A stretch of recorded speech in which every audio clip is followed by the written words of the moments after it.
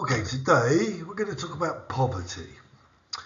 Obviously, this in a free market system is a lot less under control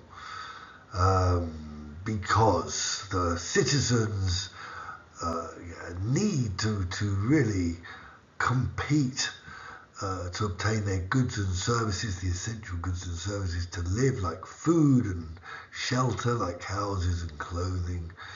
And in a more mixed system, the government can intervene a lot more to protect these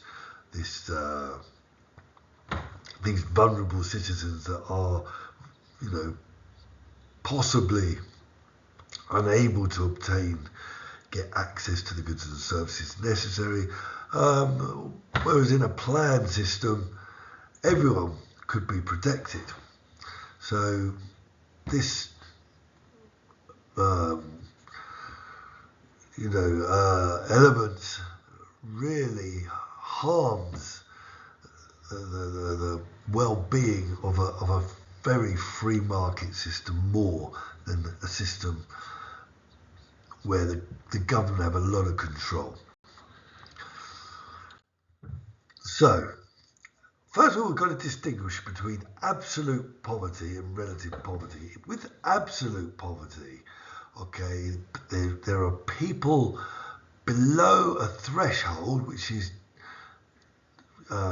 given as being necessary for the most basic life-sustaining goods and services. To have those goods and services, you need to be above a certain threshold. Otherwise, you really are in danger. Relative poverty, instead, are incomes which are below a given average. So what is, it just means there's a lot of people really left behind, even if they're not starving and they still got telephones and televisions and places to live. They're still considered poverty in a kind of relative way. So they're excluded from the success of the economy in a way. Obviously, absolute poverty is, really a terrible situation because people are really, they really need a minimum, and they're not able to achieve that minimum to live properly, healthily. But with relative poverty, we shouldn't underestimate it. It's very powerful. Just the lack of dignity people experience with relative poverty is surprising.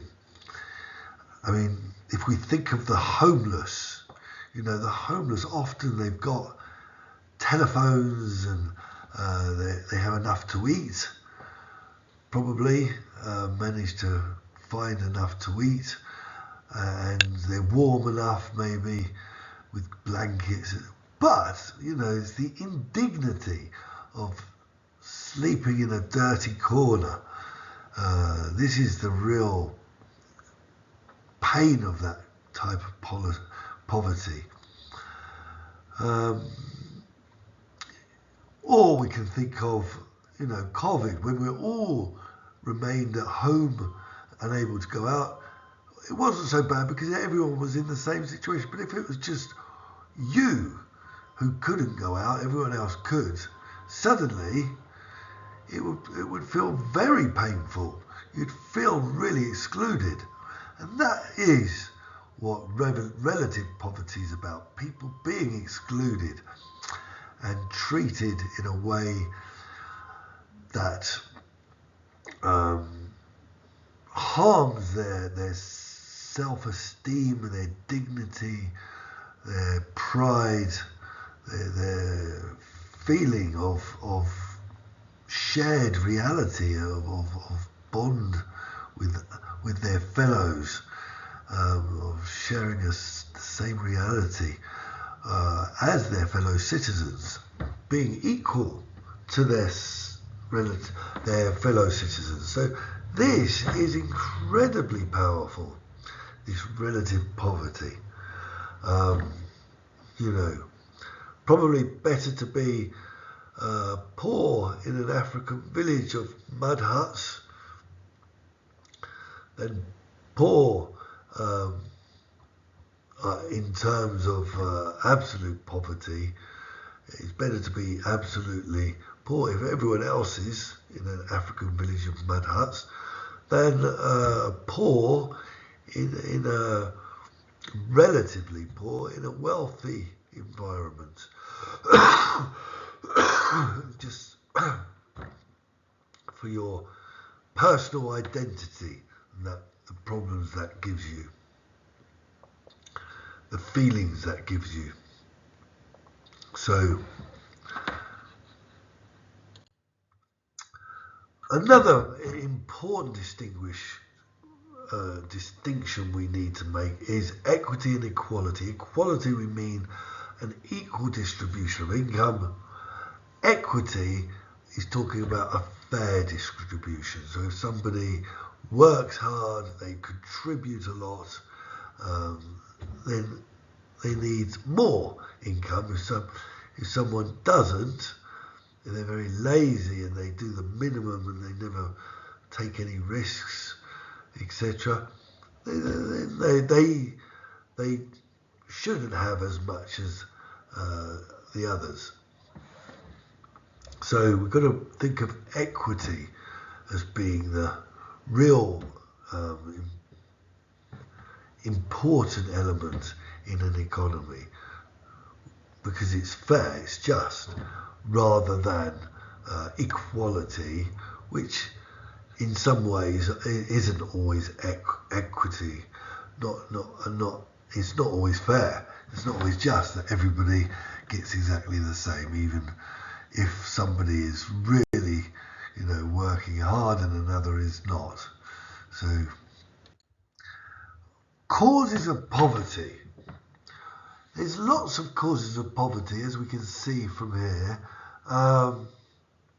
We've got these two types of unemployment.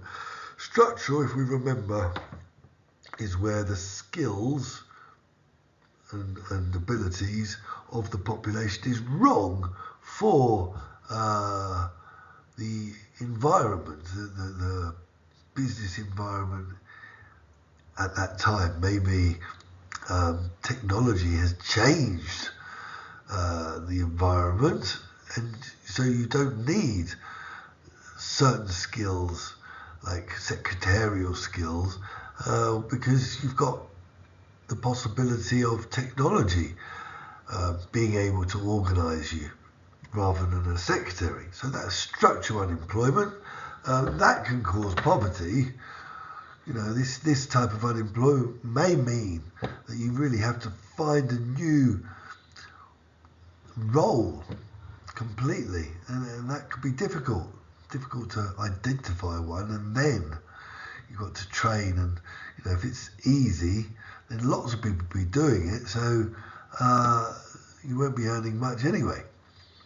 Also cyclical unemployment can cause poverty, because this is when people are made unemployed as a kind of the cycle of the economy. Sometimes it goes fast, sometimes it goes slower, in a cyclical way.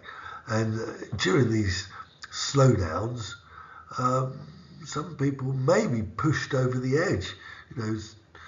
Certain types of people during the good times will be borrowing a lot and spending a lot, having holidays and consuming a lot. And then when the bad times come, they really find it difficult. So maybe they've already got lots of debts to pay back, but without any job, they find they're really in trouble. How do you pay for the rent of the house, never mind about also the payment scheme for debts. So unemployment can be a serious threat to a level of well-being and poverty. Illness is another good example of why people end up in poverty. Illness, we can think about AIDS in Africa. For many years, this held people back in Africa. There's no national health service. If they're always ill, they're always feeling with a temperature, then they can't work. Maybe they can manage to survive for decades with AIDS, but how can you work? You can't work. You can't be reliable. You might be able to work for a week and then 3 weeks off. This is the problem. So illness can cause, both because you need resources to resolve the illness, and also because you can't work. Low wages. This is a problem. Often low wages in the modern world is because of the free market, and these forces of supply and demand are without restraint. And then that competition is coming from places like China now, where they do have lower wages. So wages generally in the modern world have been pushed down for people who have not much to offer.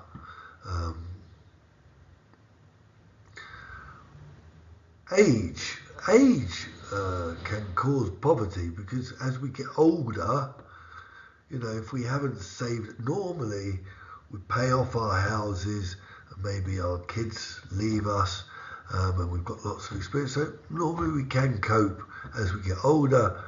But if we do have problems, age can be a problem, because you haven't got the energy as you get older, and maybe the ideas and also the capacity to convince others that you could be worth a wage. If you're about 60, maybe they'd prefer to employ someone that has more years ahead of them instead of just 15 years ahead of them. And energy and all the rest. Education is a big problem. This can push people into poverty, just the lack of education. These days it's fundamental to know English, it's fundamental to know how to use computers and technologies and apps. So education has become more and more important, because without education, jobs that don't need an education are very few now, and can be done by everyone. Not the real test, the real selectivity is with education. If you can try to do something that other people can't and that's in need, you have this security. Otherwise, you can end up in poverty. Then you've got relative poverty. We can say wage differentials. Some groups are paid a lot. If some groups are paid a huge amount, that means those without similar wages will find it more and more difficult. Why is that? That's because those that are making a lot of money are able to buy houses, which will push the prices up for those that aren't earning similar. or maybe push up the prices of education or holidays. So wage differentials really mean you can have relative poverty by allowing people to be very, very different. We are, as consumers, competing against other consumers. And if they have a lot more resources, they're going to be the ones that get the houses, the cars, the holidays, and the prices will go up, and we won't be able to pay for them. Tax cuts for the rich create relative poverty because, again, it means there's more differential between the different categories. And again, it means those with the money can afford to really, use that. I remember in the 80s, some people were buying up houses, lots and lots of houses, and the poor people couldn't buy them because they didn't have the security that the rich had, and so they'd have to accept the rented property from those that were buying up lots and lots of properties. They'd be rented, and this gave them, the new owners of 100 properties, the power. They had the monopoly power to really ask high prices for their rents. So it can really cause this relative poverty, where basically the rich can abuse the poor just because they're in a better position. So those are the causes of poverty. So how can we alleviate poverty and redistribute this income? So you've got an increase of the progressivity of tax.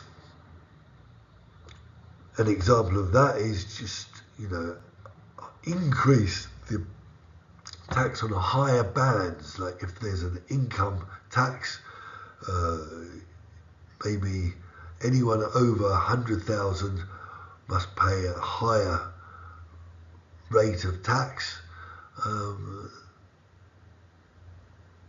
and this means that will be taken by the government and can be used to help the poor. Or you could reduce regressive taxes like taxes on cigarettes. That would redistribute the income. Or reduce tax on lower bands of tax, on income tax. Those first 40,000, maybe don't tax it. That will help. Anyone under 40,000 will be able to pay less tax, and those higher will have to pay all the tax burden. You've got transfer payments like benefits, unemployment benefits, an example, or pensions. These are transfer payments, are payments given by the government for specific purposes.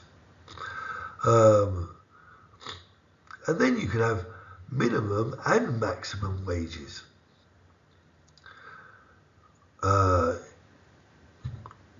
Minimum wage is obvious, that helps with absolute poverty, but maximum wage will help with relative poverty. It will stop the rich becoming too differentiated from the poor. And again, that's just as important to keep society together. Also, you could spend a lot on education. That would be an opportunity. If we could improve education, then there should be a social elevator where poorer kids can use that education to obtain good jobs and a good lifestyle and minimum, standard of living. And then government health, government investment into the healthcare and the health services will help to redistribute income and alleviate poverty. Because remember, again, illness is one of the key reasons people fall into poverty, especially if the government aren't paying for healthcare. That will be, healthcare is very expensive, not just for loss of income, but also because to cure yourself, which you pay anything for that, could cost you your house.